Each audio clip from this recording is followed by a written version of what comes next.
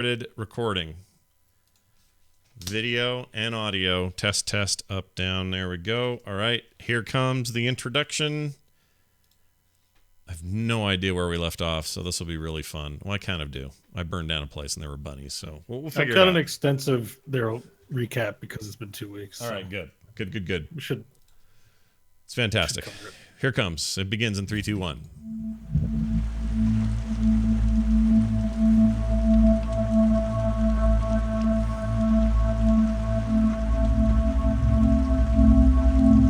Hello, everybody, and welcome back to There Will Be Dungeons at therewillbedungeons.com. My name's Scott Johnson. I'm joined by Kristen, Kyle, the Fergs.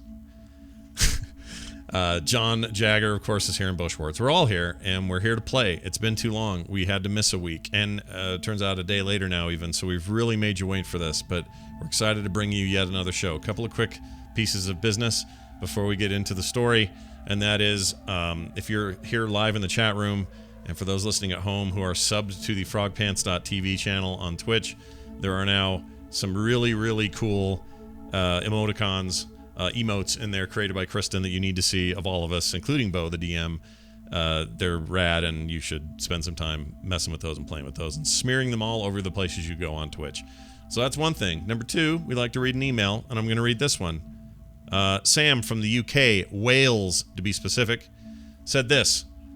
Hi, TWBD. This is Sam again, and I was pondering the thought of Hope telling Varel she got everyone, but I believe that Hope forgot to tell the bandolier lady about the raging fire that had occurred.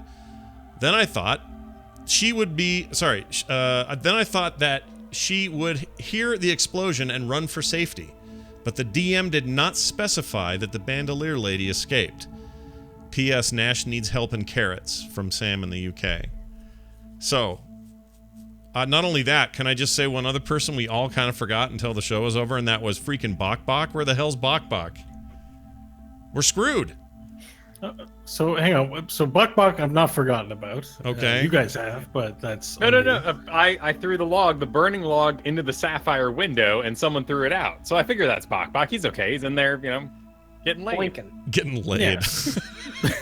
Yeah. All right, but what about the bandolier, Bo?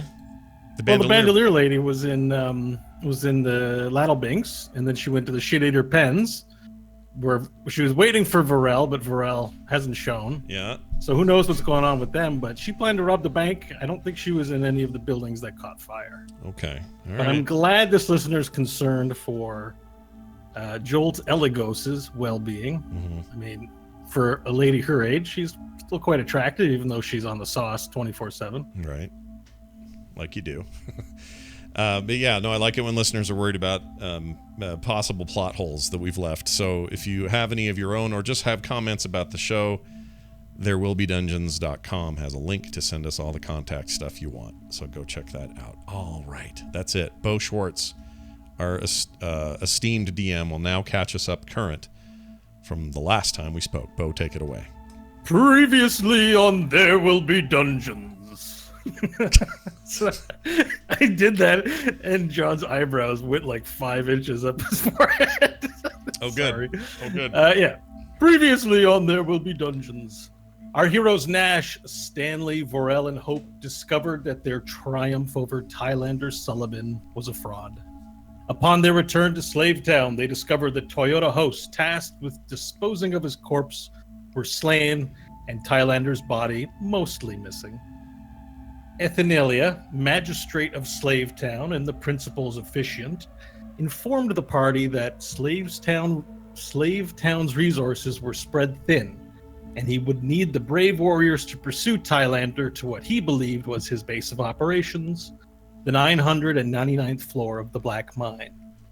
He made this connection as this was the only floor of the Black Mine not owned by Oilbeard and Sons, but rather Catherine Speckles, the self-same person that recently registered a deed to a new mining concern, the Chopper Mine, not a few days hence.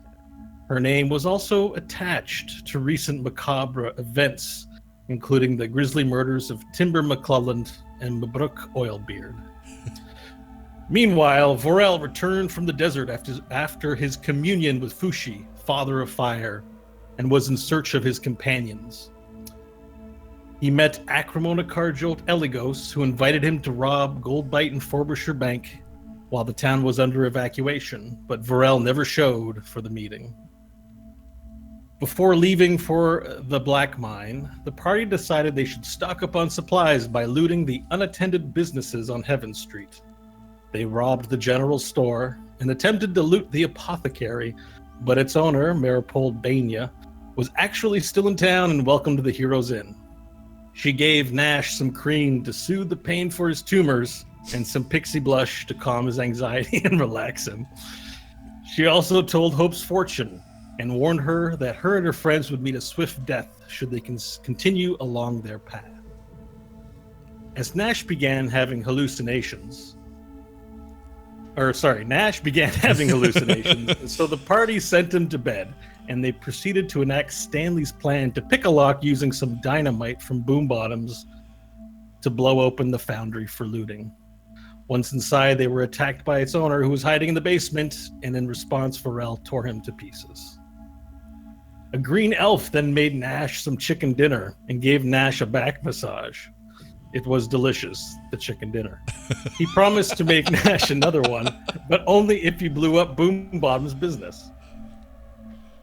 Because the first one tasted so good, Nash made his way to the building, and a giant flesh monster descended from the sky and into the building, and a mouth with a face inside of it made fun of him. Nash took the 40 explosives he had somehow acquired and blew up the monster and the building, setting Slave Town aflame. And in a final act of heroism, he directed a family of rabbits led by a rabbit named Bob to Laddle Bings to find carrots. Varel became flush with excitement at seeing Slave Town aflame and hastened its burning by throwing logs into random buildings. The owner of the buxom Confederate, Sullivan Stump, was not pleased with this and came out of his building and threatened Varel. Varel met his challenge and chased him out of town. And the rest of the party, well, mainly Stanley and Hope, became cognizant of the fact that the longer they stayed in town, the more likely they would be held to account for its culling. They found an unattended station wagon in the parking area, loaded everyone in, and sped off into the sunset, their bearings unknown. Ooh. All right. We don't know. We don't know. All we know is big finish.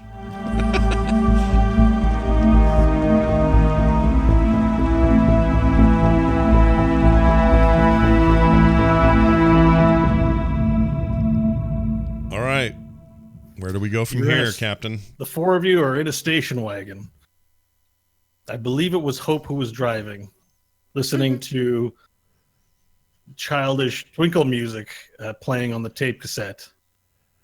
Next to her, Stanley, nodding in and out of sleep. And in the back, Varel and Nash sleeping, cuddled up to one another. I think that accounts for everything. The sun is set and it is nighttime. Wasn't it only like a 2-hour drive? Well, if we refer to the map, that might be the case, or the map is behind you. I don't know if you can zoom and enhance on that thing. I know. Isn't that awesome? They have the whole map right behind them. It's so cool. Let me get the map. So hold on. You guys are you guys on the same camera or two cameras right now? Just curious. Oh, okay, you're touching one another. Never mind. I thought it was like some magical split screen thing you were doing. It's not, I'm not as impressed as I was going to be, but it's still really cool.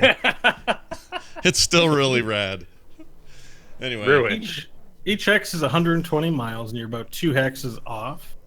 So, 240 miles at 60 miles an hour, you cover it in 4 hours. Okay. Cool. I know I'm out of rages, exhausted, so I'd be sleeping through the whole drive if possible. Right. But not everyone can sleep through the drive, so... But you don't have any say in this because you're asleep. I don't think anyone wants me driving anyway. No. Except me. So, Hope and Stanley, you're listening to a little twink... What would... That's what you're listening to. Okay. I mean, I have been shot. I can't imagine I'm still conscious at this point. Oh, that's right. Yeah, so... Am I out right now? Because I have to still... I'm not awake either. All right. No, you're sleeping. All right. You are dead to the world at this point. I need to sleep off that freaking LSD you gave me. So really hope you're the only one with sort of full capacity of thought at this juncture. The Stanleys can wake enough to conversate, but he is drifting in and out of sleep. I wouldn't try to keep Stanley up. I would let Okay, him so pass did you out. want to drive to the Black Mine, or like are you heading anywhere in particular? What's the plan? Specifically for the Black Mine, and then once we get there, everyone make sure they're rested, and then So- hopefully go down. The 4 hours to get there won't constitute a full rest. It'll be 8 hours, 6 hours constituting sleep, 2 hours being light, very light activity. So you'll likely get there before, but you certainly wouldn't have had a chance to rest, and the rest of the party would not be done sleeping. Cool. Well, we'd get there, and then I'd pull up, and I'd let the baby tunes play as they lulled everyone, and I would just let them sleep. And I would get Okay. out of the car, and I'd take a look across the desert, and just watch, make sure nothing's coming. So are you going to pull up to the mine, or are you going to do this before reaching the mine? I guess is my question. Oh, I see. Is it flat land, and there's an entrance? Yeah, so I mean, scoping out, the horizon, you can make out Slave Town behind you in the rearview mirror. There's a bright glow coming from the town, as you see, sort of in the distance, flames, and sort of jets of black smoke rise up into the air. Even in the night sky, you can see this distinctly. All around you in the night, you do see just desert. A slight difference in color where the desert meets the sky and where it becomes nighttime. It's not a clear night, however. You don't see any stars. And as you scan the horizon to the south, in particular, it's almost impenetrable looking. You can't make out where the line in the sand meets the sky, and then peering for a few minutes, you notice a crack of lightning coming from that direction. And you're concerned a storm might be on the horizon coming from the south. Oh dear! And the mine. Finally, to the east, you will see a mountain range where the dead fingers are, and that sort of reach up, and that's distinctly within view. Okay, well, I'll keep driving to the mines. If I see anything that looks suspicious, I'll stop the car. Okay. But if it looks like it's clear, I'll keep going. Okay, so you proceed for a few hours now, driving along the road without event, until finally you start to hear little ticks on the windshield and around the car, and you hear the sounds. You see like these winds start to crop up, push up, blow up sand in front of you, and you notice that the wind is picking up, and you hear like a whoo as it like whistles in through window cracks, and the sand begins to like speckle onto the windshield and everything, and your visibility becomes reduced, and you're at a point now where you don't see the mountain range on the horizon, and you're fairly certain you're still driving in the same direction that you left off in, but you can't tell where you're going at this point. Okay, I'll stop the car and turn it off and Okay. get comfy in my seat. And I'll roll down the window and stick my hand out to feel the water, because I'm sure this rain isn't. You stick your hand out to feel water, and you don't feel water. You just feel sand blow against your hand. There's nothing moist or damp or wet happening. There's just that very heavy wind starting to pick up, and visibility is completely reduced as sand just sort of blows off the ground and makes these little eddies of sand. If this is a sandstorm that you see on the horizon, you see no water. You do see cracks of lightning again, light up, like make the desert sky light up white. And there's a small sound. It doesn't rouse any of your companions, however. Okay, well, I'll just sit there in the car, roll the window back up, and make sure all the other windows are shut. If they're not, I'll reach over and see if I can shut anything and bunker down. My tail's out the back window, but I'm asleep.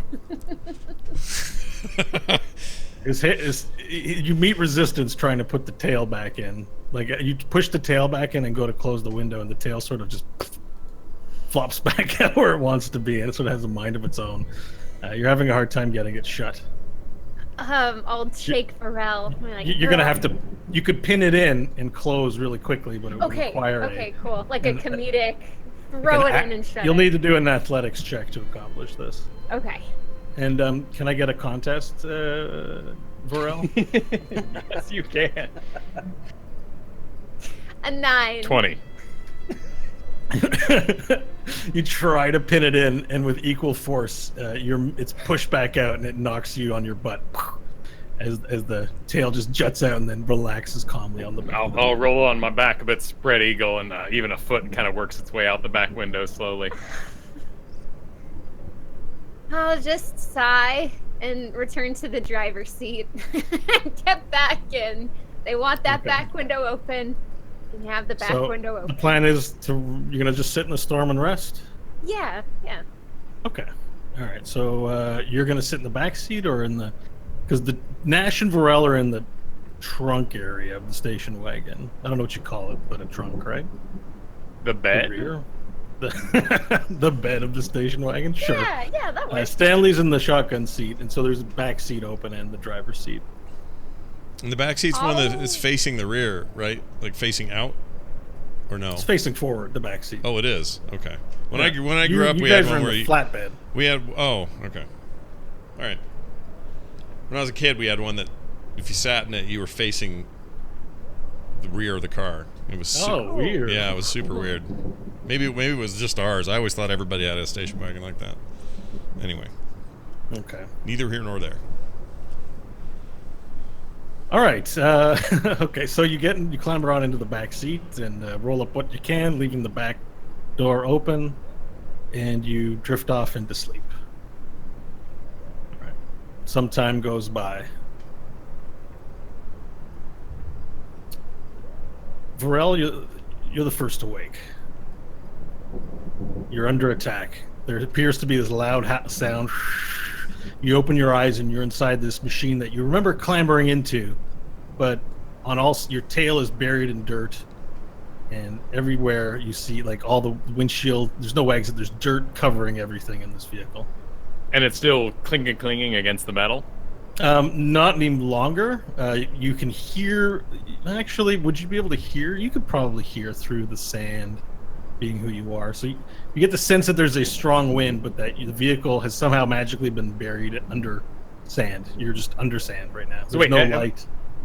This is Varel we're talking about. Am I alarmed or under attack? How am I waking up? Actually, I'm not going to define that for you. I'm just Okay. you're gonna wake up. You feel your tail feels comfortable because it's buried in sand, right? You like to be in the sand. Oh, okay, yeah. Oh, so Yeah, so yeah. Wake up with my little feet kind of kicking like you do in the Yeah. blankets when you're getting going. Like, ooh, this is my bed, but this isn't where I belong. You've spread eagled, so meaning you've pushed Nash up against the side, so Nash looks incredibly uncomfortable. I mean, not that you'd notice, but Normally just does. setting the scene.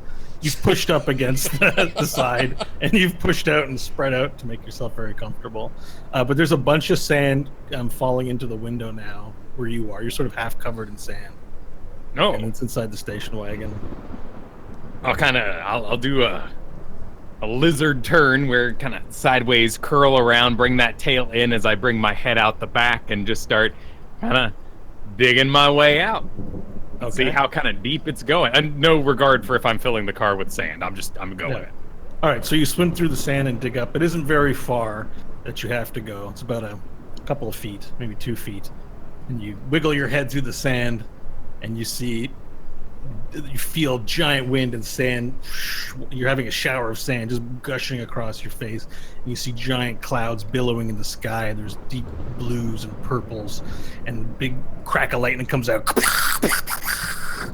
and lights up the sky. And you can't see very far around you, but there's a storm in full effect happening. You don't know what time of day it is at this point. Okay, I will dig back down into the car. Okay. All right. The rest of your group begin to rouse. Is this considered after a long rest? Should I restore You can hit all points, restore everything that you might get after a long rest, including up to half your hit dice, refreshing your spell slots, and all of that. Nash, you also start to. The world starts to snap into focus again for you. Okay. However, you have a raging pain in your face right now. A raging pain in my face. Yeah, like a migraine. Imagine the worst migraine. Like a headache. Your face hurts, your head hurts. It feels like it's trying to crawl. The inside of your head feels like it's trying to crawl out through your nose and eye sockets. Yeah. And you currently are experiencing, even though you're well rested, you're actually level 1 exhausted, which means you get disadvantage on all ability checks. Okay. Till you get cured of it, or it wears off, or you need another 12 hours of sleep. Okay. But I've taken the rest I still had, right? Like, I mean, I still benefited from the rest. You regain half your hit dice, you regain your spell slots, you've benefited from rest, but you're hungover. And so even though you've rested, you feel exhausted at the same time. Okay. I don't think I'm going to do anything. I'm just going to kind of go, put my hands, or my face in my hands, and just sort of groan. Just not much I can do. Maybe Where are we right now? I'll birth my way back into the car covered in sand. Forel? Okay. You see a lizard. There's a bunch of sand, that has fallen into the back window, and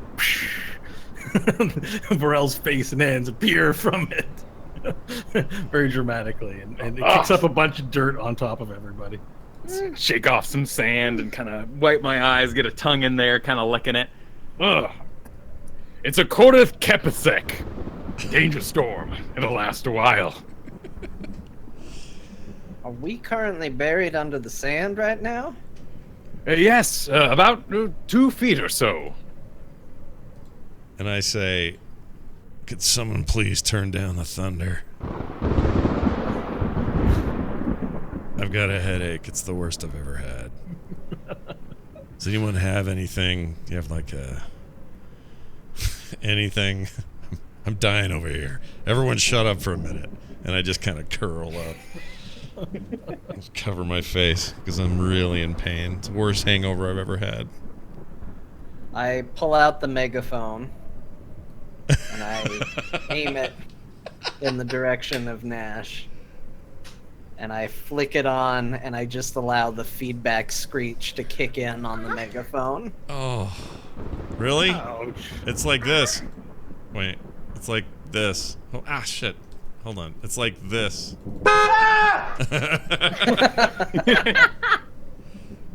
Nash, What? we don't have time. We're buried under the sand. Wake up. Did you say that in the megaphone? What? No, that was just Okay. attention. Just a little honk to get his attention, and then Got it. All right.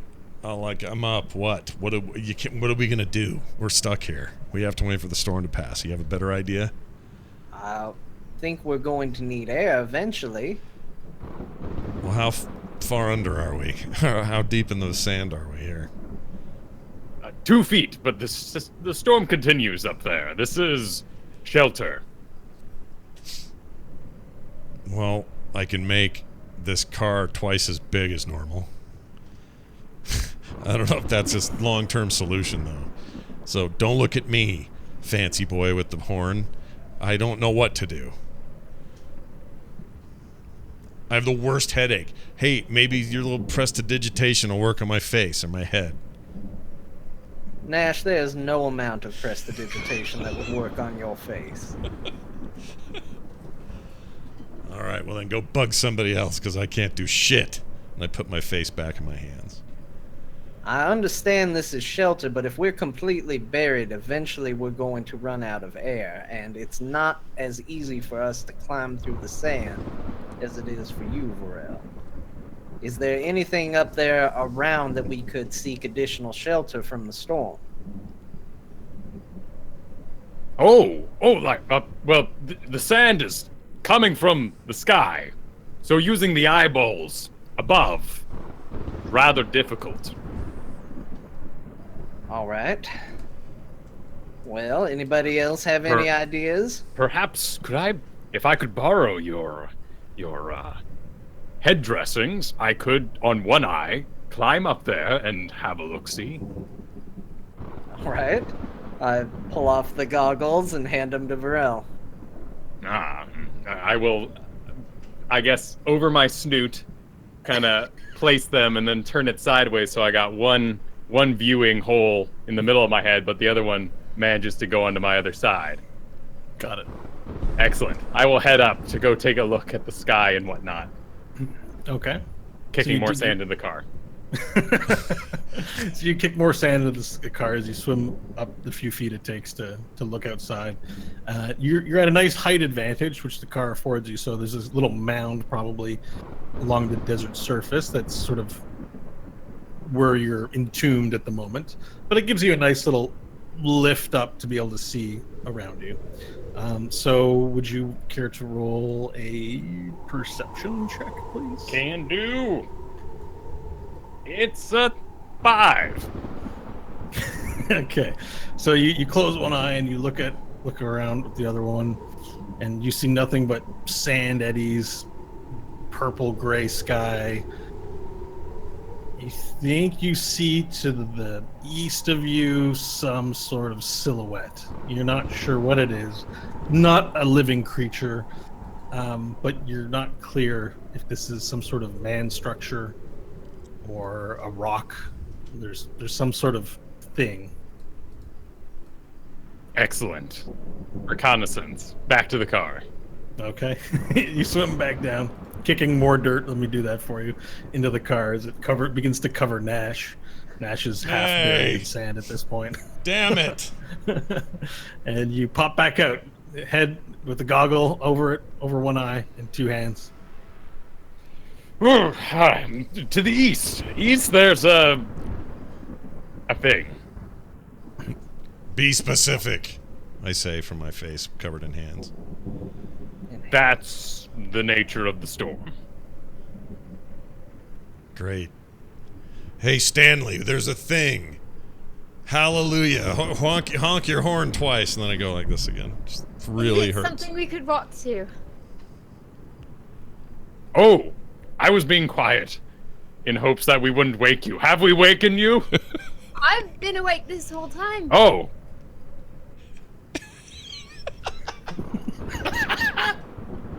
Is it something we could walk to? The east of the mountains, the mine.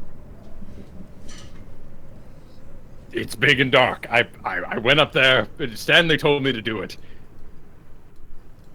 And the good news, or the bad news, is that this will put out the fire. Well, yes, it will definitely do that. It might also kill us, so, Why? well, we need to breathe. Or we need to climb out and not be with a vehicle, and who knows where we are currently. Am I the only one breathing? No, eventually, we will run out of air. We're not like lizard folk. We're a bit squishier. I see. So this sand is troublesome. Should we not? How do we Stay. proceed? We need to get out. Okay, but not quickly. But fast enough that we get air. Yes, we need air. Please lead the way. Shall I exit and head to the silhouette?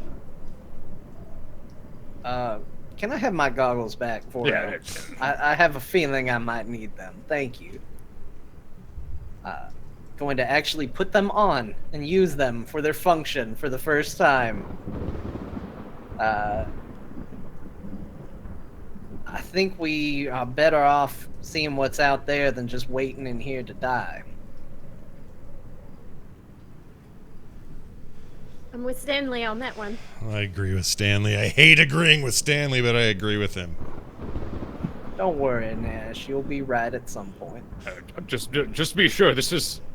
We're going to die here. This is probably the least danger we've ever been in, and you all think we're going to die in this vehicle. Varel, have you ever seen us dig in the sand and sleep in it? No. That's There's a reason for that. because you have cracks. Yes, we have lots of cracks. Because you cannot lick your own eyeball. Correct, we can't. And the sand gets everywhere. Imagine getting sand in places you couldn't get it out of. Maybe we can lick each other's eyeball. We could, Nash. We could. Good response. I was yes. being sarcastic. Make a damn decision. We got to get out of here. So, then I will lead us to the silhouette, the darkness on the east, and we will proceed in what is hopefully a structure that is not dangerous to squishy folk. Sounds good. Let's get out. We form a chain. We move together. Okay. So how are you exiting? Through the back where Varel went? So I will be able to see. I will lead, and Stanley will keep the rear, for he will be able to see as well using his magic viewing specs. The rest of you will close your orifices. Pull a shirt up and Sherry rig a mask. Yeah, do we have anything in the car that's like a wrapping or something we could tear, like a blanket, and tear it up into face wraps? I mean, you guys might have such things in your inventory. There might be extra clothes. I know some of you might have, Stanley. And Those are my clean clothes, and I But- thank you not to suggest they get dirty. the upholstery on the station wagon is like made out of not leather, like whatever it's made out of, like a carpety kind of thing. What are station upholstery? You know, that stuff could be torn off and potentially used to cover parts. Cool, I'll take out my machete and start cutting material off. Okay. If Varel goes first, someone could take hold of his tail to follow him up. Someone else could hold on to the cloth. I can come up behind. What's the order?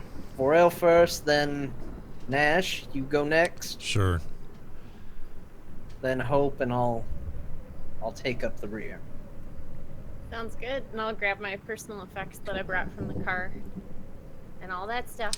I'm just gonna take off my cape and hand it to Hope as a link for us for getting up. Okay. I'm gonna just wrap my face, my cloak, hood, and all that around my head super tight. I don't need a wrap. I'll be all right. Oh, wait, cool. I'll wrap the car stuff around my face then. Yeah. Okay, so you guys aren't gonna dig your way. You're just gonna try and move through the sand like Varel does. We can that- hope. Good Sand question. swimming. Good. I mean, he's question. gonna pull them up with his tail with his ability to get through, and Okay. then the two of them can work together to pull the next person and so on. Okay. All right. So Varel, you're gonna make your way out and use your tail to fish out the first person, right? I mean, it's like 2 feet. Yeah. Like the sand's as you sort of push your way out. Like you've been taking great care to keep the sand intact, but you know, it can be pushed aside by someone. It's not so much sand that it's impenetrable for digging. So you climb your way through the sand and poke your head out and leave your tail in. And who's the first one exiting? Who was in front? Was it Varel? Nash, right? Oh, Nash. Am I in front? Yeah. It's Varel, then Nash, then Hope, then me. Yeah, Varel's still in front Alright. of me. So let's make both of you make an athletics check, Varel and Nash. Okay. Right? 12. Damn it! 3. All right, so you grab onto Varel's tail, and you're immediately amazed at how strong. Basically, you're just like you're barely hanging on, and it manages to yank you through the sand. And as you go through the sand, you take in all kinds of, you forget to hold your breath, and so you got a pile of sand in your mouth. And in an instant, you're on the other side, and you're like, and a bunch of sand. You're coughing up and choking on sand. And you've made this great hole, flailing your way through. You sort of shimmied your way out, and a lot of the sand has now caved in to the station wagon, and there's kind of a tunnel now showing its way. Okay. You flop out on the mound that's atop the vehicle, and you just kind of lie there, and you try to catch your breath. Do you have your mouth covered? Did you cover Yeah, your mouth? I'm holding. I'm Okay. I'm basically All right, so holding it like you're this. expelling the sand that you've taken in during flight underneath it, and your face is being pucked with sand. It's like all blowing all over you. It's super uncomfortable on your face. Okay. All right, who's next? I am. All right, so now there's enough of a hole for you to clamber out of, although you can still use the tail if you want the extra pull. Sure, why not? All right, strength check for both of you, please. 19. 19. 7. Okay, sort of same deal. It's like you grab onto Varel's tail thinking you're going to have to do a lot of the work, and it just sort of flings you right out. And you sort of fly up into the air a little bit and flop down on your belly and slide down the hill a bit. And same with, you don't take in any sand, but there's just, it's blowing sand everywhere. It's horrifying. Now, do you have something covering your eyes? I made a little slit to see through, but I'm Okay, sure but something will get through. it's all right, but it's very uncomfortable. You're having a very hard time seeing. Stanley, you're the last one to leave. The opening is now wide enough for you to climb unassisted out of the vehicle. Yeah, I'll do that. Okay, let's get a strength check from you alone, please. 13. All right. You climb out with dignity and maintain your composure the whole way through. You get out and stand atop of the mound and survey your surroundings and see nothing but sand blowing everywhere and darkened sky. And a crack of lightning shoots out. And the sky lights up this bright white color before receding and just illuminates all the sand and wind in the air. It's a terrifying sight. All right, Varel, which way? You have to lead us on. I will point and start walking deliberately with my tail kind of curved up like a big old hook for anyone to grab onto who wishes. Yeah, we need to form a chain so we don't lose anybody in the storm. And I'll Okay. start trekking through like a, like you're walking through the wave pool, the shorter, or getting through the lazy river. All right, so everyone holds hands of some kind. Is that, or is there a stick everyone's sharing? How's You can how do hold- Stanley, Up- you gave the cape, so Yeah, and Yeah. I've got my staff sort of. I'm holding tail. I will hold my staff like this hard in this hand, and Hope, you're behind me, right? yeah, so I'll You- grab on. You can grab a hold of my staff.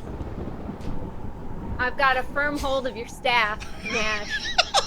I didn't mean anything dirty, chat room or anyone. Inappropriate. I'm just saying, it's a staff. It's I'm a staff. taking your inspiration away from that.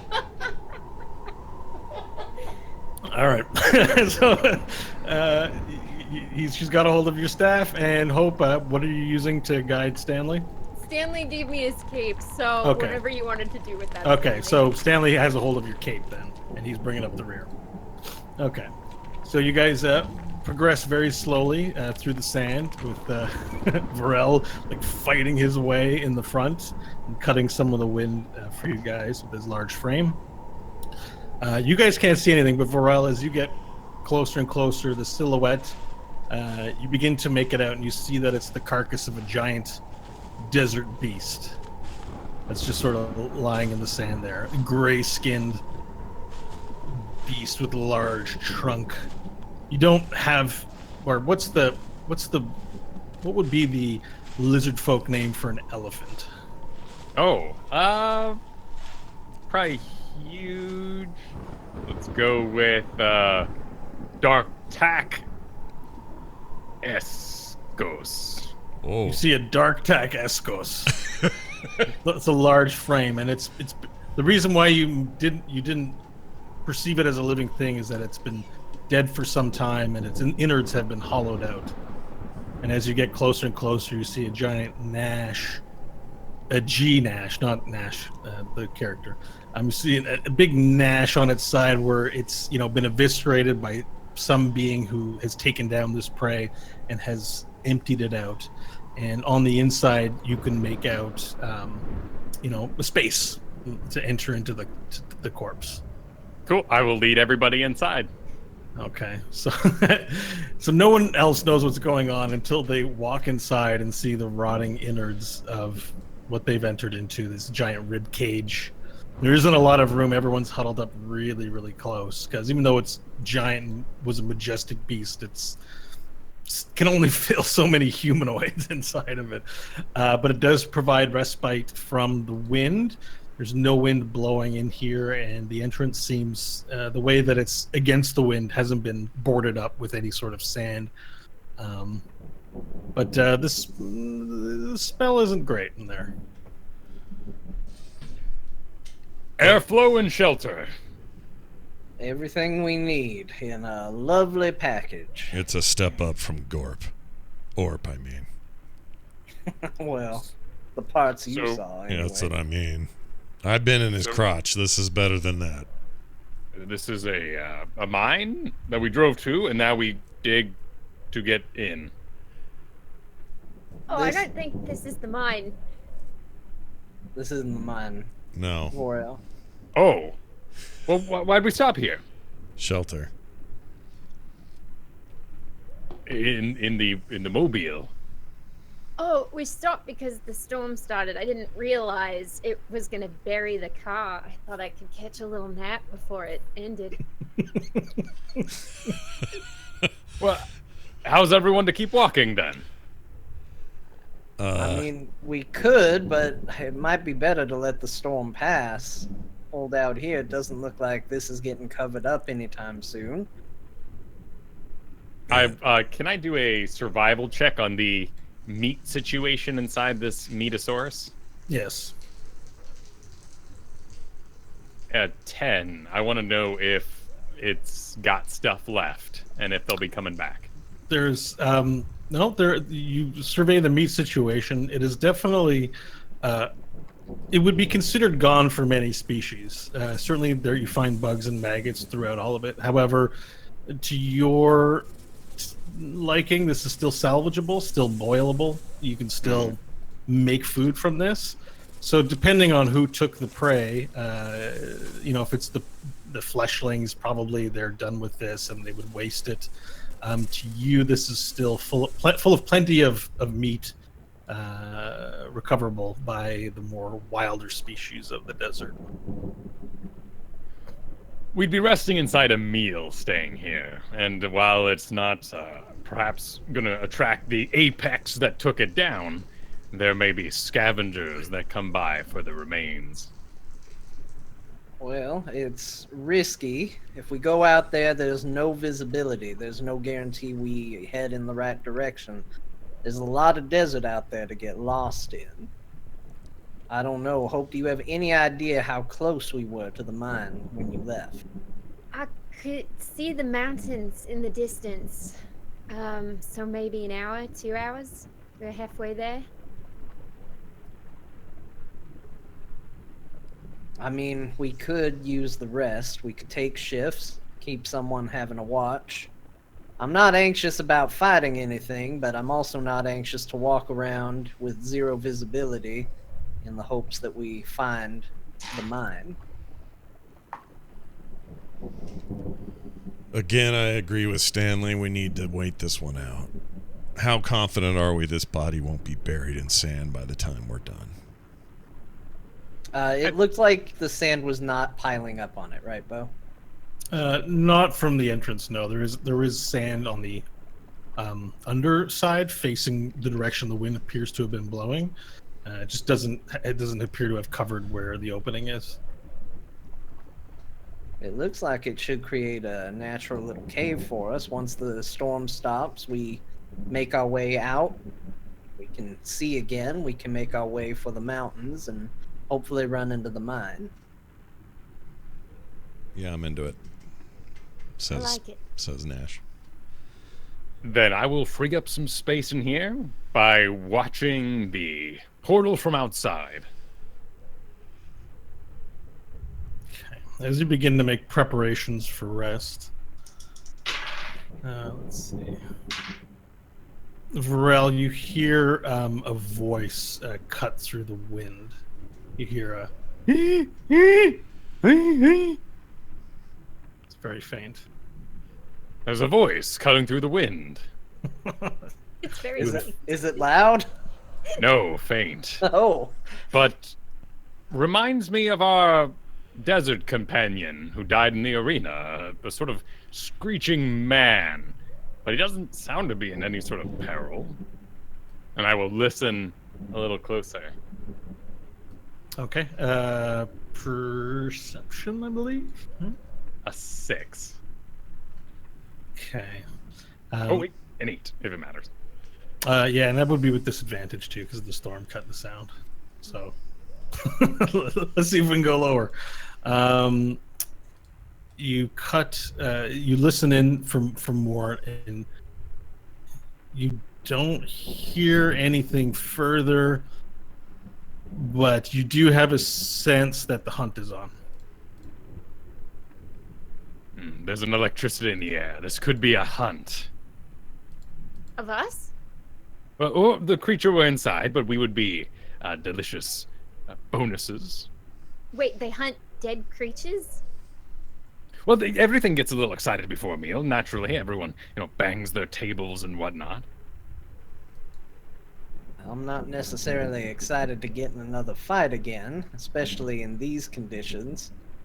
We could use it to our advantage to slip out. What does everybody think? East of the mountains. That's the only direction I know. Do we have any idea which direction is east? You could try a survival check and make your best. Do you have a compass? Did we steal any compasses in Slave Town? I don't think we did. No. Nope, no compass. Does anyone have the feat allowing them to always know where north is? Nope. No. I don't think we have any feet. The stench of a dead predator would be a fine warning call to anyone who would bother us during the rest of our sleep. We slay our attackers now and save ourselves the trouble later. Vorel's for staying and fighting. What do you think, Nash? What do you think, Hope? I can't think straight. My head freaking hurts. And I'm laying it against, like, the side of this flesh carcass.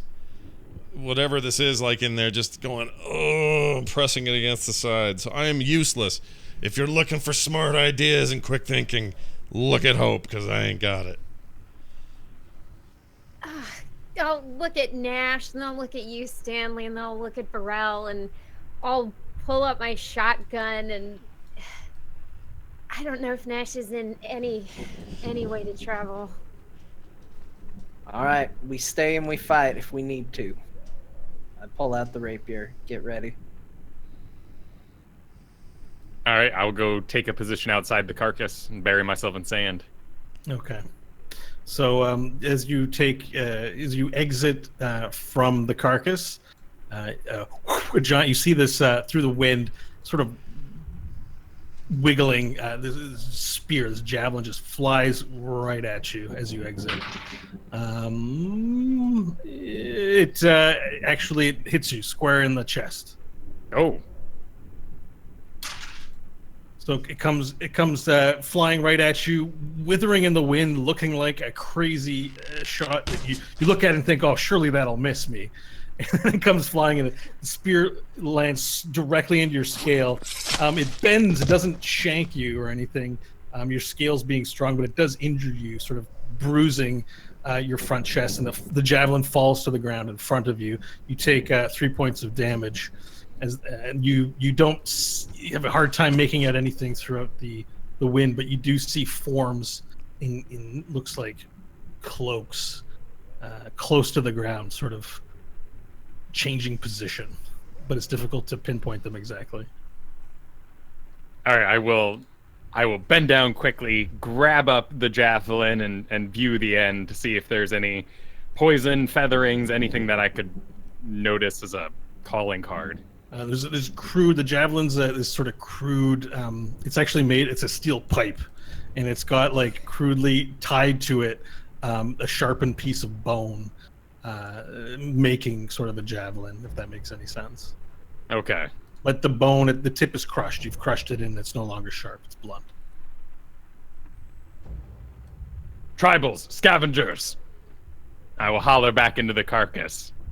I'm gonna pull out the megaphone and yell through it. Stop throwing shit at us. All right, is that an intimidation or what is it? I don't know. Do they find it intimidating? Okay, roll a persuasion with disadvantage.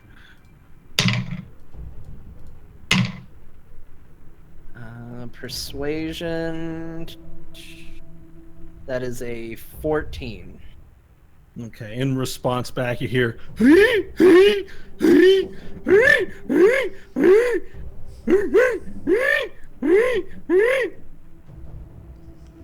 hear that sort of. It's very muffled, very quiet, but you hear that through the wind and sand.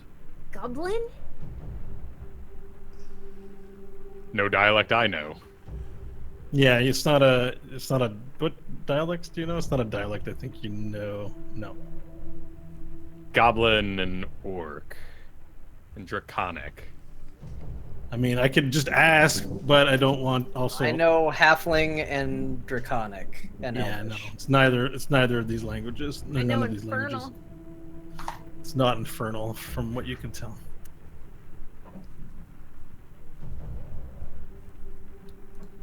Well, I'm gonna get to where my back is to the carcass, the opening to the side, peek around and see if there's anything I can see through the sand. I still have my goggles on. For what it's Okay, worth. make a perception check, please. Just with disadvantage, it's windy and a lot Okay. of sand blowing through the air. I rolled the same twice, so it's a 21. Okay, so you decide to peer out with your goggles. Oh, you have goggles. It shouldn't be with disadvantage actually, because you know. Well, the dice agree. Your because it vision's gave me still the hindered. same It's roll still each windy. We're time. still good with this. You take a view out and you see sand. There are mounds that naturally forming that have come from the wind, but across them you see these cloth beings, sort of hugging close to the sand, almost trying to pretend that they're parts of the sand out there. And then one of the hoods sort of flashes up, and you see this. It looks like a cat person. This like has the face of like a savage wild beast, and it's got teeth, and it's drooling someone, a big snout, and you see it go really quickly before disappearing under its hood again. It seems to have been saying something to one of the other mounds of sand, and they're sort of moving out in this tactical way as they're slowly approaching the carcass. They Well, all I seem to don't have think they were spears in hand. discouraged. I think they're still coming. Where? How far away are they? Roughly 60 feet out, if you had to guess. Okay. I'm gonna drop to a knee at the entrance of the opening, the wound, and get my gun ready. So if anyone pounces, I'll be ready to shoot. Okay, so is everyone just by the Nash, by the opening in the Did elephant? I get an idea for how many I saw? Your count, you saw a head count of roughly 8. Jeez. Butts. I should have gone with you guys. Wait, you're in the carcass too, aren't you, Nash? Got a mic. Yeah. Yeah, I think you're like 4 feet back from us. No. I Yeah. mean, I should have agreed to get the hell out of there. I didn't know we were going to have these 8 freaking mystery lumps to fight. I mean, it's worth a try again. I'm gonna yell once again through the megaphone. We don't wish to fight you. We're just seeking shelter from the storm. If this belongs to you, you can have it. Okay, make is that an intimidation roll or persuasion? I think that'd be more persuasion. I'm not trying to sound Okay. scary. Okay. That's a 16. One of the lumps rises up, and you see it starts to puff out its chest in an act of domination, in an act of like dominance, I guess, as an animal would.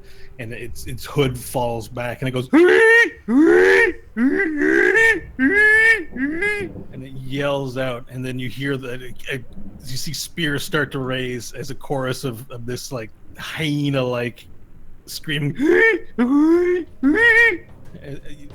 yells out, and they start to saunter forward even quicker now. They'll be upon you in a minute. Are they 30 feet out? Yeah. Well, I mean, they're on their way to being 30 feet out, yes. Okay, as soon as they hit 30 feet out, I'm going to use thaumaturgy to make them hear ominous whispers, and it's going to originate from the corpse. Let's see, the head of whatever the head of the monster is. Okay, and so for thaumaturgy, is there like a saving throw for like the intended effect on it, or do they just hear it? It says it's a cantrip, it's one action, it's just my voice to cast. I don't see any saving throws on here. Okay, let's see. I'm just trying to, I'd just like to know if there's any saving throws for it, or what we're trying to do with it, I guess. Totally.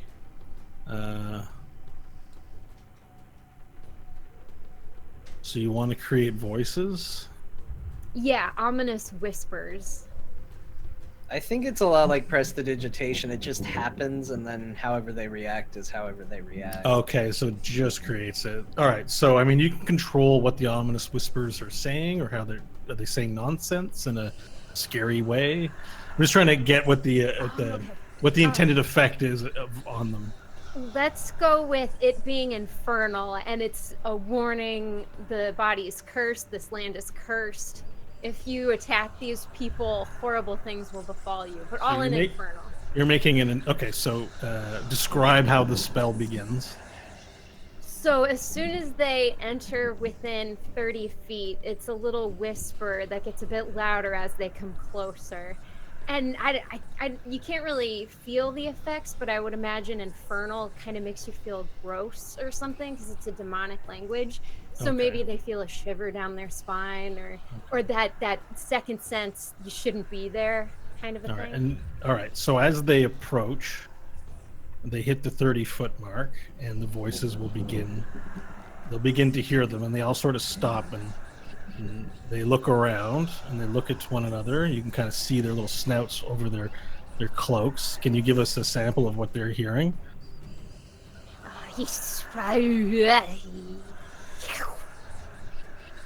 Okay. All right, roll an intimidation check, please. Nice. It's not a natural 20, but it's pretty darn good. Intimidation, it's 21. Okay. So as they approach, the little mounds get closer, and then they stop, and you know that they're hearing the voices, and one of them looks to the other one and goes, and another one goes, and the other one goes, and they begin to recede away as one of them waves them off, and they raise their spears up in defiance, but back away slowly, trying not to be seen, and eventually the sandstorm swallows them up.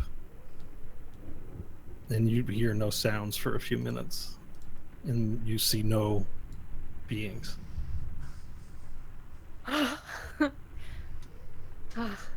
Well done. Vorel, you okay out there?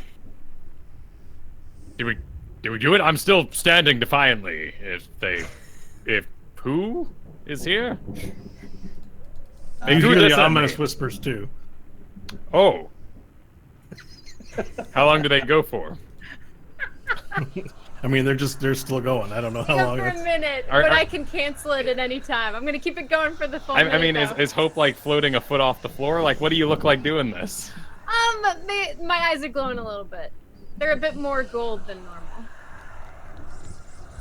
Do I knock out Hope to help her recover?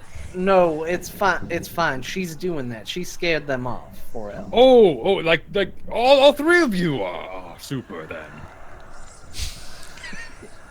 Yeah. Mm-hmm.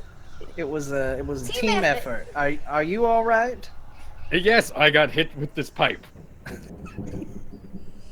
It hit me here. It didn't hurt too bad. The bone at the end is bad. This is poor design.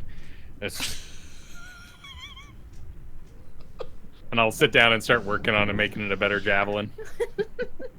Okay. You're gonna add a javelin to your inventory. It'll probably take you 30 minutes to construct it. What other what materials are you using for the? Do you have something for the end?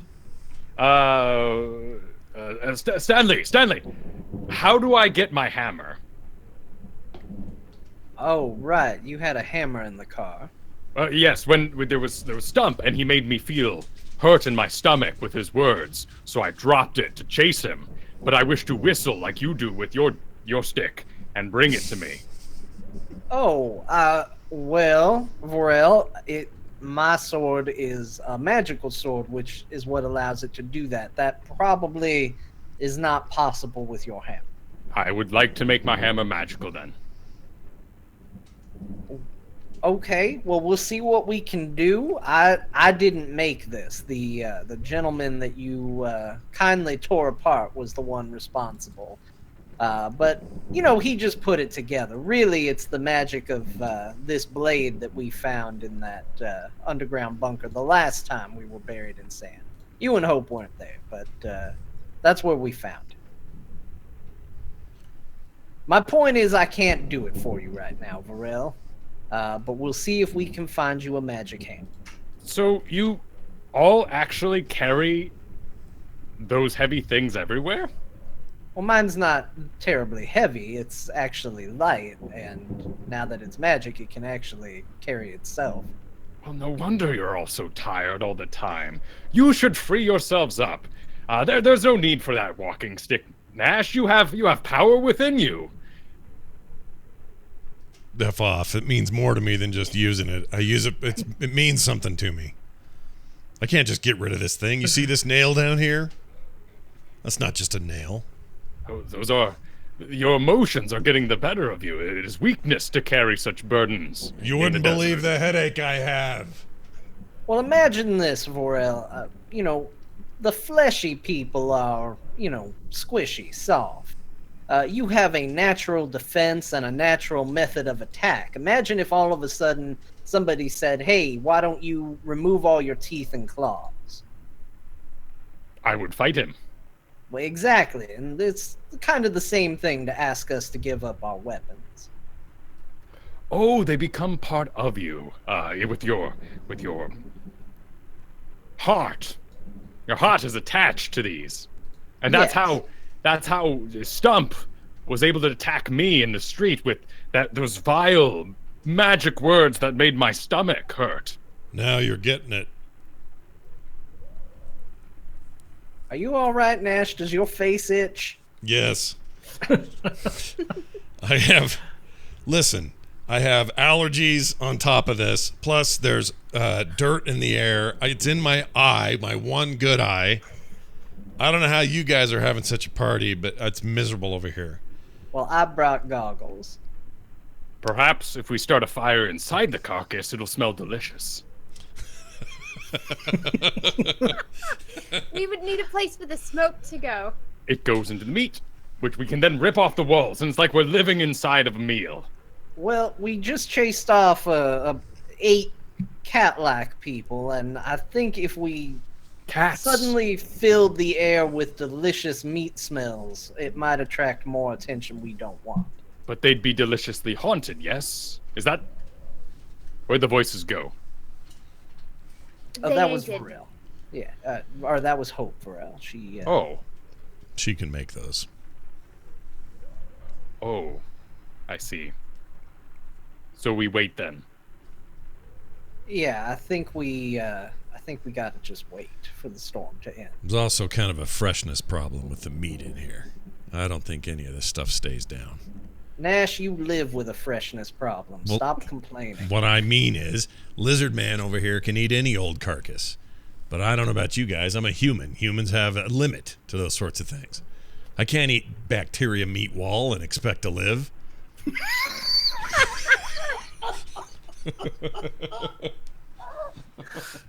You have rations, Nash, if you get hungry. We're fine. If Vorel wants to eat meat wall, let him eat meat wall. I'm suggesting we cook it. I'm not a savage. Entirely. All right, knock yourself out. And I slide down the wall and sit with my hand in my face, or my face in my hands. Now, Nash, what about that nail? You about to tell us about it?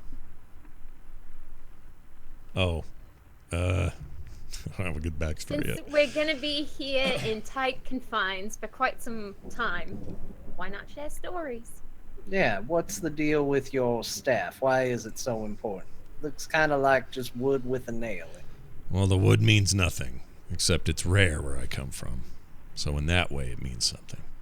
The heart is attached. Yeah, once again. Varel, you're getting it. You're understanding. And then the nail part. Well, that's a dark story. I don't know if you guys want to hear this story while we're inside of a carcass. I mean, we're not going anywhere. All right. That nail has a name. Do you want to know the name? Yes. The name of that nail is Freedom. And I'll tell you how I found that nail. In my last days in the solar mines, still a slave, I was thrown to the ground and whipped, once again for nothing, usually just to make an example in front of the other slaves. And while I was whipped and beaten, I noticed a glint in the dying candlelight inside the mine. While I was laying flat on the ground, I reached over where they weren't looking and grabbed it and pulled it from the ground, and what I had in my hand was this nail. This is the nail I used to slash the throats of my captors. It's the reason I got out of there, and I added it to the staff so I'd never forget the tool that set me free. There's probably more to it than that, but that's the short of it, and my head hurts. Thank you Fine for sharing. tale. It is. I respect freedom. Yes. How many lives has freedom collected? I don't know what the hell you're talking about. How many people have you killed Oh. with that nail? Sorry, it's the headache. I don't know, dozens. I was in a blind rage. I think I even got a few innocents that day, and I didn't mean to.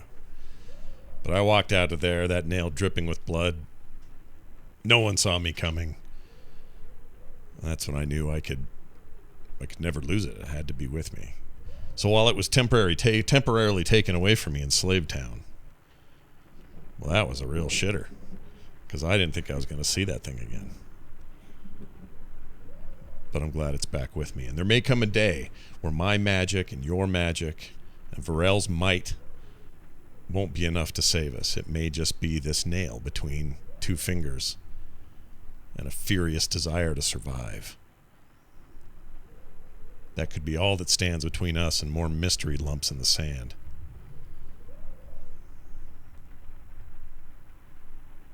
That is an empowering tale. I too wish to own nails now and kill my enemies with them. Well, if we find you any, Vorel, we'll give them to you.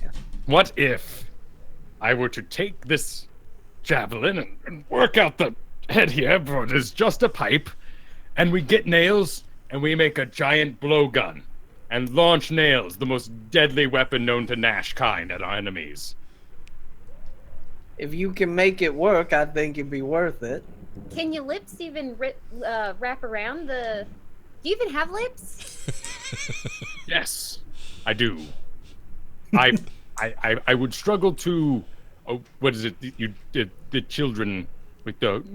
I have trouble with the extension. The straws are unusable in your towns. He can't manipulate them into a... He can't kiss you is what he's saying. I can go and blow a dart. That is no trouble. But to actually... I've heard him make a P sound as well, a P. Yes, that doable. Boopy. Or that. You learned a lot of language, I see. I'm capable. Where did you learn Common, Vorel? You are exceptionally well spoken. Is it the common language among your people, or did you pick that up elsewhere? My people in my youth spoke Draconic. The common language was taught to me by various traders. Learned Goblin from the traders, Orc from the traders, and eventually humans also traded with them. And select words at first, but Dust Hill was rather talkative, and I learned much there. I'm impressed you guys know more than know more languages than your native one.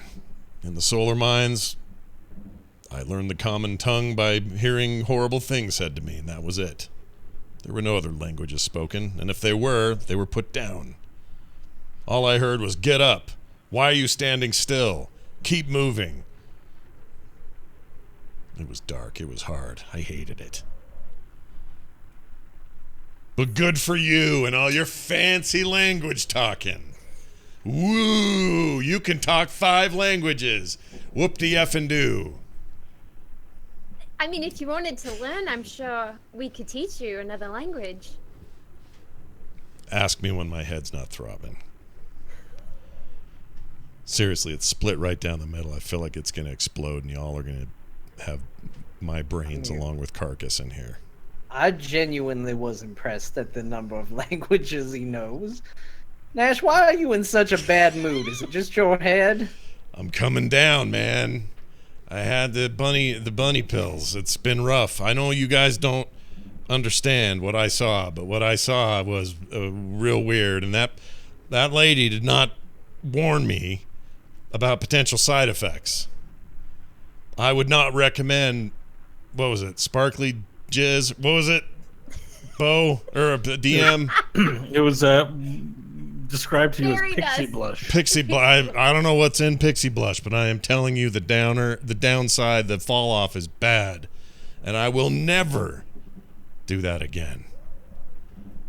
Good, because I don't think any of us want you to. You certainly didn't help our situation any. You understand that, right? I thought Nash was finally free of his inhibitions and wished to burn down the town in celebration with me. I'd have done That that. was not what he was doing. Vorel. I was having what the old people would call a bad trip. And I was under the influence of that horrible pixie dust. What was it again? Pixie blush. Pixie blush. Pixie Poison. blush. What the hell kind of name is that anyway? I'm telling you right now, that stuff's the worst. I will never put that or anything like that into this body again. And this body has seen some shit. We know. Pharrell, have you ever taken anything to see visions? There is a melon in the desert that will give one hallucinations of a joyous kind, but to suffer at the hands of a poison, nothing could be more vile. To have to combat your own freedoms. I wish to meet this drugger and destroy them. I think they may have been destroyed in the process. I don't know. Good. Yeah, it is entirely possible they died in a fire. There's one thing worse than a slaver who takes your body and your labor. It's one who enslaves your mind. Now, there is one connection that you can make, that Slavetown was left on fire, but without a doubt, if the sandstorm hit Slavetown, it would definitely have doused fire with sand. So hopefully it burned, I suppose. But just that's something that sort of occurs to all of you. Oh, that this it could may have- have survived thanks to the sandstorm. So this could have put out whatever was still blazing. Possibly. I didn't You'll think of that. find out when you return, I suppose, if you Okay. return. All right. I So, wish to kill Stump. So we're having a good character moment. We can continue it on, but just wanted to check in with you guys while Scott is dying. Oh my gosh, Pharrell did that the worst possible swallow Wanted to moment. check in with you guys to see. I mean, if the plan is to ride out the storm, we don't have to play act all 8 or however many days it's going to take to ride out the storm. So it's up to you what you guys would prefer to do at this juncture. Nash is going to tip over and just curl in a fetal and try to get some sleep. Okay. I mean, Yep. is everyone else on board with the wait out storm business? Yeah. Yeah, wait out until light tomorrow, and if it continues through the light, then Considering you've all been asleep for a while, you're not going to spend, except maybe Nashville, but the rest of you may want to engage in some activities during this downtime. So if there's anything you want to read, learn, I don't know if you have something. If you're just going to throw rocks at the wall, maybe that's all you do. But if you wanted to engage in something that required time, now would be a good time to do it. I will rip meat strips off the wall and try to cook them on my skin. Okay. All right. Hope and Stanley, anything? I'd go back into where there's shelter. If we're done speaking and Nash is sleeping, I would lean up against the wall and, to the best of my ability with the light I have, try to read my book. Just look Okay. through it. And Hope, anything you're going to get up to? Clean my gun. Okay. All right. So we all sort of chill out. Do you guys want to do more play acting, or are we good to advance the timeline here? I think we're good to move it. Okay. All right. All right. So a full day elapses. And the sandstorm finally shows signs of letting up as the clouds begin to depart. And you'd say it's roughly sometime in the early morning of the following day. You see slivers of sunlight pierce the gray clouds, and the wind begin to die down.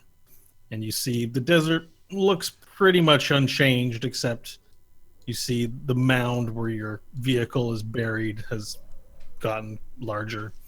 And as well, the opening in the carcass you're staying at still safe, but a lot of sand has started to pile up on top of the far side of the elephant. Or what did you call it? The Dashu Rectu? I didn't write it down. The Digshu Rectu. Getting the notebook. Darktak Eskos. Darktak Eskos. So there's a lot of sand on the one side of it. It's made it nice and warm inside. None of you, I guess, ever elected to light a fire. You also now have additional rations from heating them. Heating the strips of meat on your body. You've made yourself enough rations for a week, so let's say 7 rations. Sweet.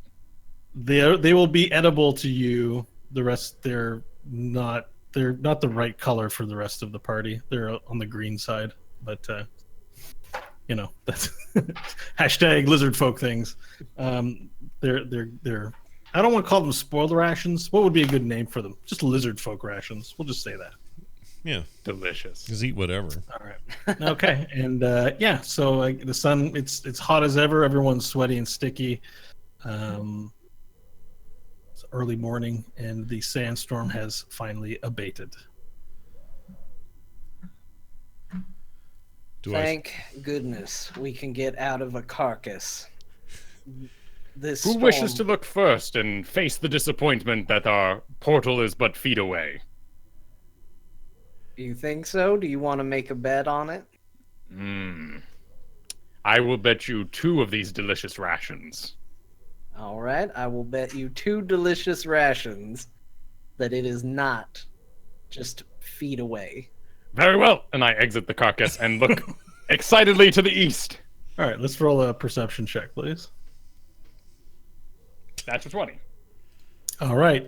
So everything looks familiar to you now as you've spent time wandering the desert and have gotten a sense of the distant landmarks, and you see the familiar mountains to the north where you once sent Orp searching for a paradise of mans. That's the Orp mountain up there. And to the east, you see the mountain range much closer, but no mine or settlement that you can see within view. Then again to the south and the west, you make out a small, which you think probably is the buildings of Slave Town, but it's quite far out, so can't tell if it's just an illusion or not, but it's open desert the rest of the way. You're nowhere near any mine, unfortunately. It appears you've lost the bet. No, all right. I'll reach down to my water skin and grab one of these long kind of bacon strips and two of them and pass them over. Tell you what, Varel, you know, it was mostly for fun. Why don't you go ahead and hold on to those? Oh, that's very, very kind of you. And I go. I like betting. I go. Because Nash Magard of the Solar Mines thinks that's freaking funny. He went out there and lost That's your his bet. freaking funny laugh, is that? Yeah, and Nash, by the way, you're no longer suffering from the level of exhaustion. You feel good again. Good. As good as can be. Normal Nash. at this Normal level. Nash. Okay. No. I mean, I know we've had plenty of time to decide this, and everybody got quiet for the day or so, but why are we even heading to the mines? Loot. I assume. Oh, Nash, did you want to say? I just said loot. What else? I mean, we don't have another. No. Reason. Out of character, Athanalia did mention that Catherine Speckles owned the 999th floor of the Black Mine, and she was also the person who'd handed in the deed. So he had asked you, he had suspected this was Thailander's base of operations, or somehow led to some clues involving Thailander, and because resources were spread thin, he tasked you with going there to check it out, and you agreed. Now, that still doesn't answer your questions, probably, but I say all of that out loud, and then I say, I mean, I know all that, but I feel like Celivis Stump is going to go rushing back to wherever everybody's camped out and tell them we set the town on fire. Now, I know he's going to be grateful if we take care of Thailander and bring back the deed to the mine, but that's assuming they don't kill us on sight for starting a fire to nearly burn down the town. But with the deed in hand, we would be all-powerful rich men, yes? And able to do whatever we want in a town full of money lackeys. Assuming they don't just kill us and then get the deed anyway. How could they do that? Well, they have seen you and Nash burning down their town, for starters. Tends to make people a little angry. Not to mention Orp could show up anytime now and destroy the place, which I'm going to be blamed for. Well, we did tell him that he could talk into his knife, or my knife, and that we could hear him. Yeah, Stanley suffers one level of anxiety. Yeah. maybe not the best idea, but regardless, I just want us to be on the same side of this. If we go after Thailander, maybe we find him, maybe we kill him. He's proved to be pretty difficult to kill. Maybe we find Catherine Speckles. It's a lot of maybes. Then For perhaps- no guarantee that they don't turn around and just kill us for doing what we did. Then let us search for an ally in the Black Mines, then. Thailander knows our force and the power of our trade-off fists to a face, and perhaps he will be likely to join us. He has methods that we might not agree with, but he does appear to be on our side, as I was thanked by the Kromu Kishi for his disposal. Perhaps we ride into town with a devil-wielding man atop our sedan, and he summons the demons to destroy the town for us. I mean, at the very least, might not be a bad idea to see what we can find out. That's my Hope, vote. I know this is a bit of a personal errand for you. What do you think? I want to meet the demons down there. I think if we get the deed, we'll have much more power. I don't think the city cares. The big city, principal city, cares for some pissant little town in the middle of the desert.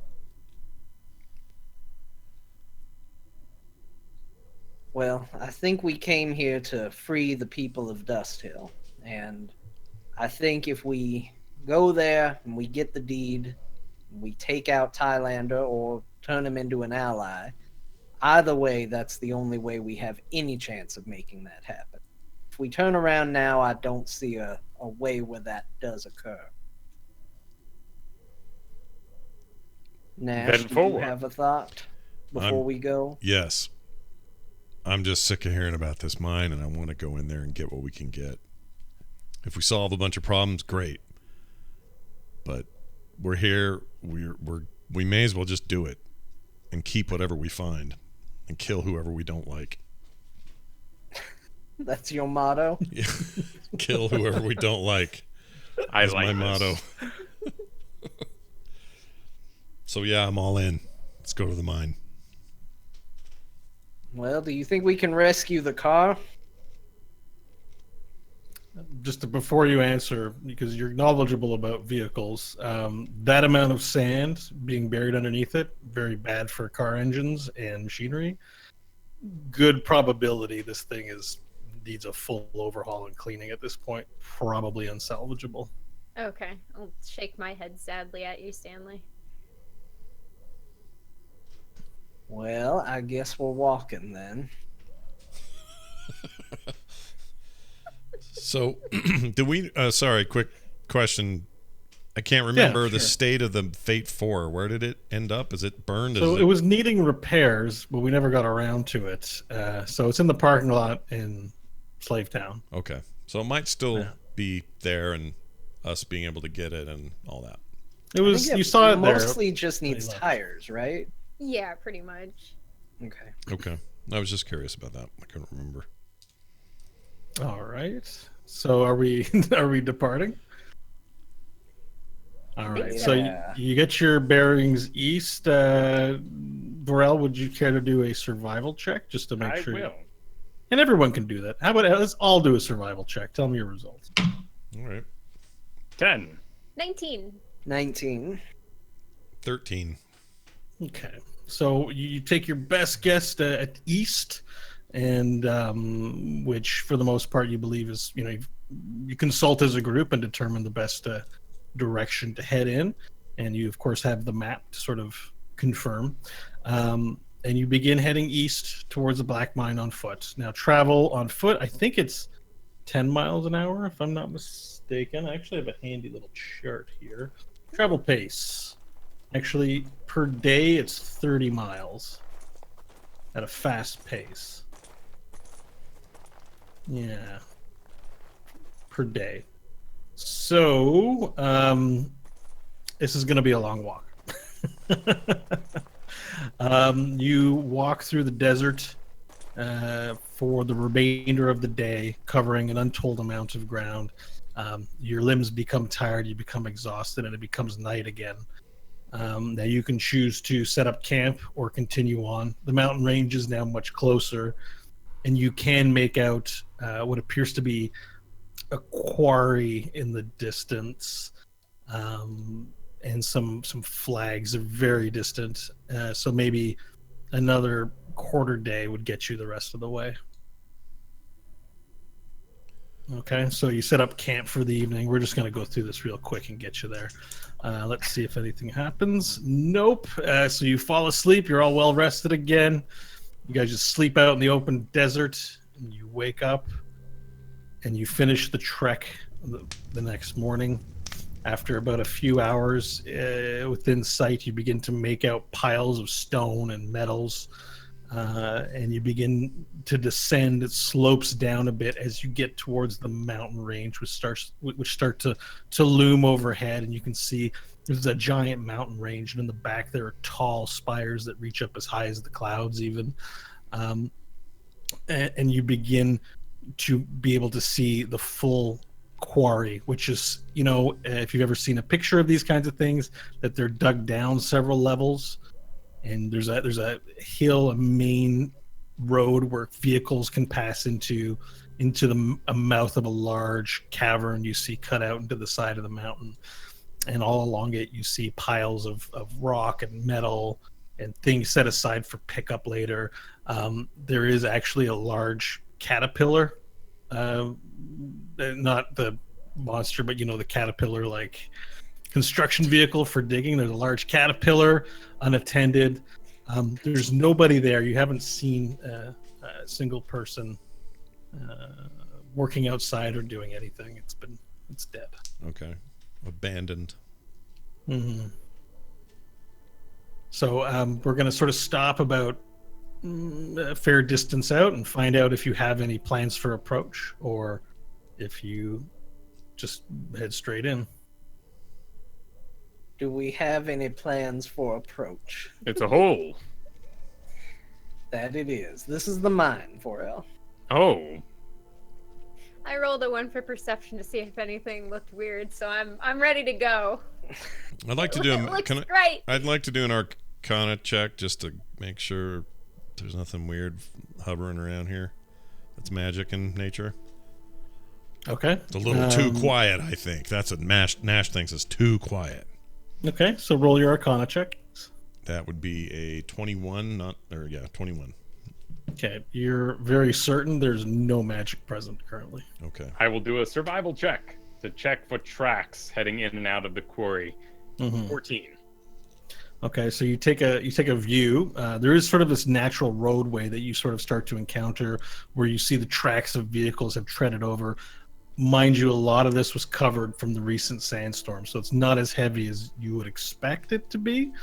For the most part, there isn't much in the way of tracks. It's almost like no one's ever been here, but you know that the sandstorm has probably covered up a lot of this kind of evidence. Now you do see, pieces of garbage like left over, like on piles, like just stuff of humans, on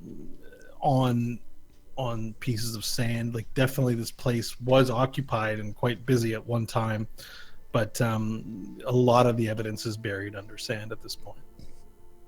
I mean, in theory, this is a place people went to work and, come in and out of from Dust Hill, or not Dust Hill, Slave Town. But I can't imagine that unless Thailander has done something, it will be a problem for us to just walk up to it. Well, so Varel, lead the way. there's no magic, so I think we're safe from Thailander, at least in that regard. Very well. The previous hole we went into, I'll remind everyone, it was a well pump, and it was guarded by various machines of foul intent.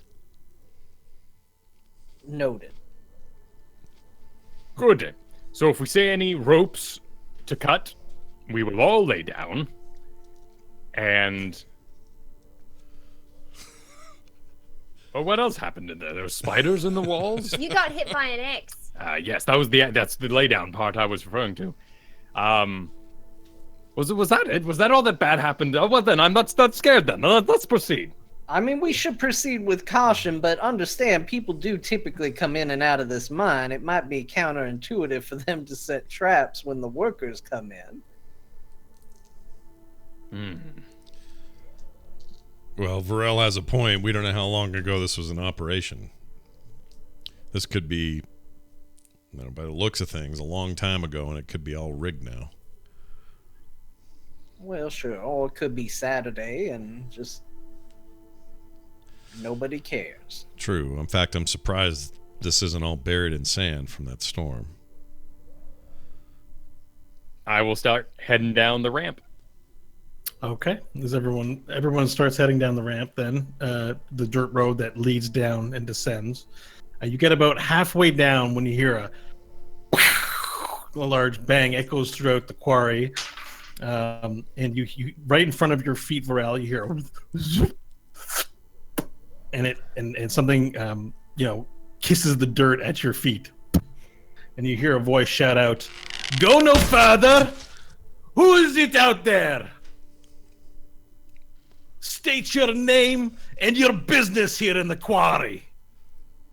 And with that, we go to break. Oh my man. gosh. So let's take 5. All right, we'll And, take 5 minutes. We'll be right back, everybody. Stay tuned.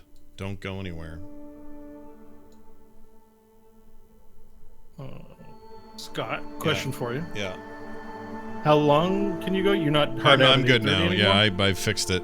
We don't have that. So- the Bethesda thing